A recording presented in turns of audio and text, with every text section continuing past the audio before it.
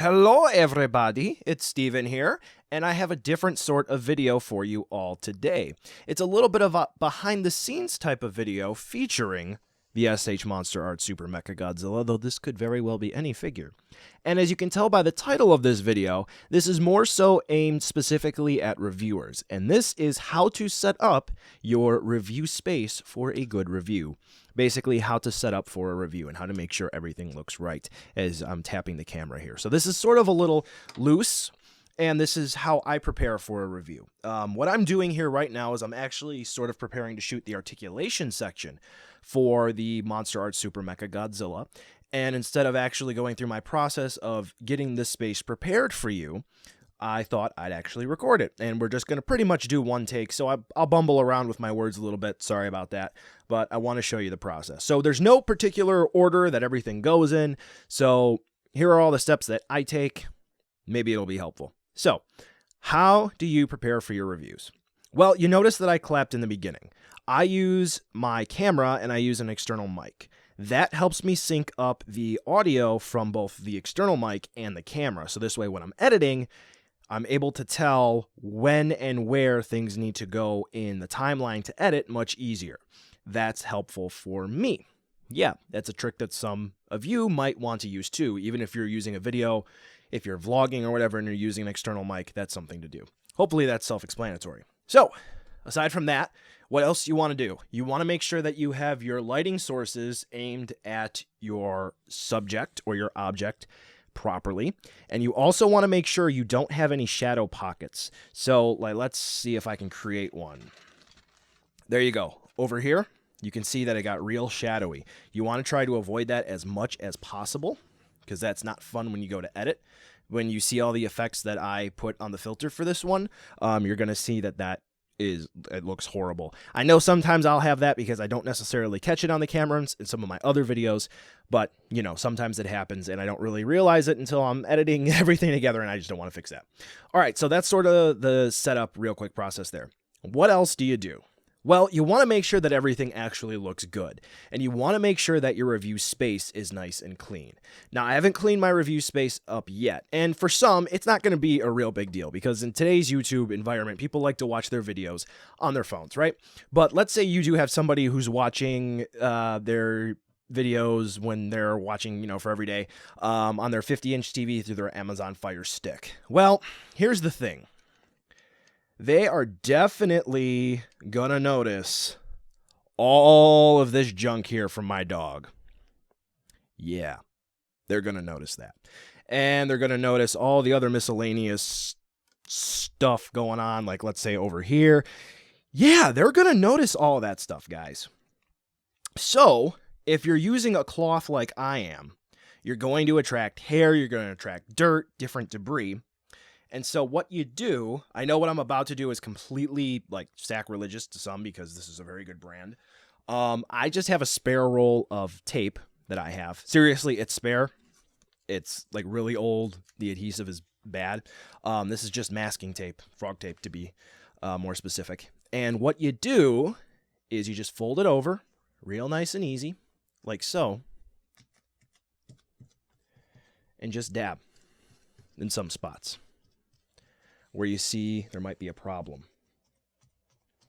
And this will clean the area up. Even in the corner I like to get, you probably can't hear me too well over there. But yeah, so that's what I like to do there to help clean. Even back over here. Just clean and clean and clean. All right, so that's a good idea. And then as we take a look here, you can see that I picked up a lot of crumbs and just junk in general. Yeah, you never know what life's going to throw at you, especially when you're recording. So there is that. Next up, keeping things clean. Make sure things look presentable. Make sure that your lens here is nice and clean. You don't have any specks or particles or whatnot there. You want to make sure as best you can that your background and your backdrop is nice and clean as best you can. Then you want to make sure that this guy is nice and clean. So sometimes when people are reviewing stuff, they may put it off to the side for a little while, right? Put it back up on the shelf or whatever, and you may notice, oh man, kind of dusty, right? So sometimes people just in a rush, they'll take it, they'll put it down, they'll review it. Get one of these. Paintbrush. Soft bristles. Just dust. Just dust. Get rid of any excess hair that might be on the figure or your subject or your object. Get it nice and clean. These bristles are real nice and soft. I've made them soft over time, so they're not scratching up anything. Get them nice and clean. Get the figures nice and clean, right? So this way, it doesn't look like you're mistreating them. And sometimes, depending on the manufacturer, hair in the paint may be a common theme. And if you do have hair on the figure that isn't in the paint, then that may look like, oh, hey, maybe you glossed over something and it actually has hair in the paint, and that's not something that's good. So it helps you look clean, and it sort of presents the figure in the best way that it can. It makes it nice and shiny. I already did that to Super Mechagodzilla. That was just kind of like, hey, you know, this is what you need to do. Now, last part to preparing for a review, right? So you're going to be touching stuff. People are going to be looking at these. Make sure your fingers and your fingernails are as clean as you can get them, that they're trimmed. I mean, you know, mine aren't the best. I'm not saying go out, get a mani-pedi, all right?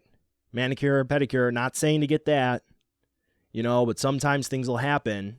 I don't even know what that was.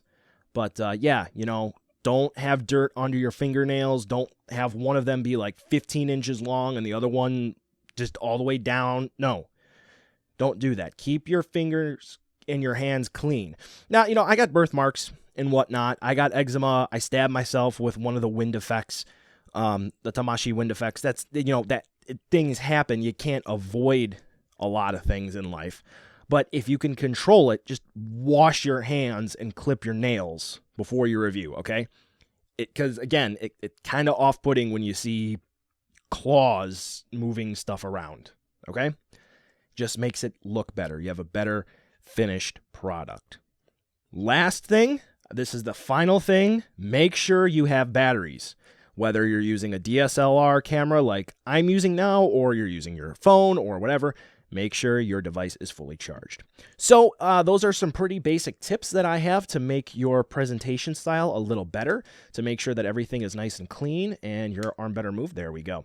So I am going to start the articulation section for the Super Mechagodzilla review. And that review, if it's not already up, so if you're like watching this right when it goes up, will be up pretty soon. I got the photography for this guy pretty much done, and yeah, it'll be up soon. So anyway, thank you guys so much for watching. Be sure to give the video a nice big old thumbs up, and be sure to share it with all of your reviewing friends or people who just want to know what the behind the scenes are for Steven's toy reviews. All right, well, thanks again, and I will catch you in the next video.